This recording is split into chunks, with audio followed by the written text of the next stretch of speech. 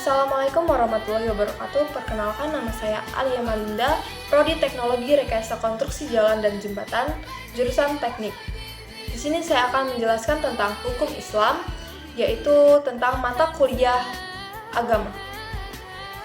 Hukum Islam merupakan hukum yang mengatur segala aspek kehidupan umat Islam, baik bersifat ibadah maupun bersifat mu'alamah, yaitu hubungan antar manusia.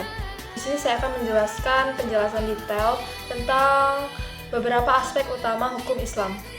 Yang pertama yaitu ada sumber hukum Islam, yaitu terdiri dari Al-Quran, hadis, tradisi Nabi Muhammad, kesepakatan umat Islam, yaitu qiyas, analogi, dan beberapa mazhab hukum Islam. Untuk aspek yang kedua yaitu ibadah, meliputi 5 rukun Islam: syahadat, sholat, puasa, zakat, haji, serta ibadah-ibadah lain seperti sedekah, berzikir, dan lain-lain. Untuk aspek yang ketiga yaitu mu'alamah, mengatur hubungan sosial dan ekonomi antar individu dan masyarakat. Untuk aspek yang ketiga yaitu etika. Hukum Islam juga mencangkup aspek etika yang meliputi akhlak, sopan santun, kejujuran, dan saling menghormati.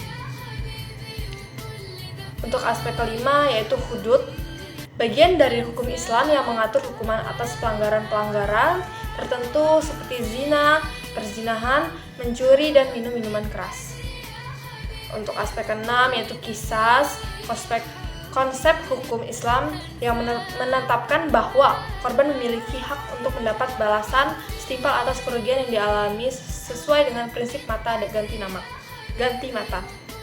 Untuk aspek yang ketujuh, diyat, yaitu adalah denda atau ganti rugi yang harus dibayar oleh pelaku kejahatan kepada korban atau keluarganya sebagai kompensasi atas kerugian yang ditimbulkan.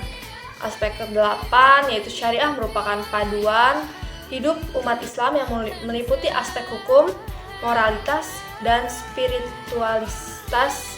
Implementasinya dapat berbeda-beda di berbagai negara dan implementasinya dapat berbeda-beda di berbagai negara tergantung pada interpretasi dan konteks sosial politiknya. Untuk aspek kelima yaitu ada fatwa, yaitu pernyataan atau pendapat hukum dari ulama Islam tentang isu-isu tertentu yang tidak diatur secara spesifik dalam sumber hukum utama.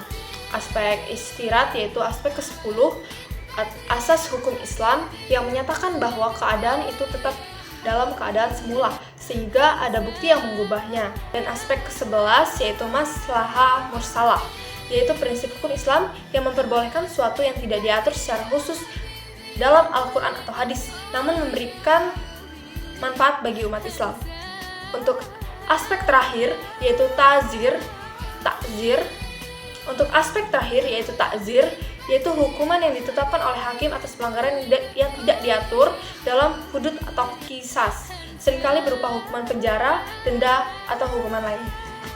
Hukum Islam bersifat luas dan kompleks, dan implementasinya bisa berbeda-beda tergantung pada interpretasinya, konteks budaya, dan sistem hukum yang berlaku di suatu negara atau wilayah. Mungkin penjelasan hukum Islam dari saya hanya itu saja. Bila ada salah kata saya mohon maaf. Saya akhiri. Wassalamualaikum warahmatullahi wabarakatuh.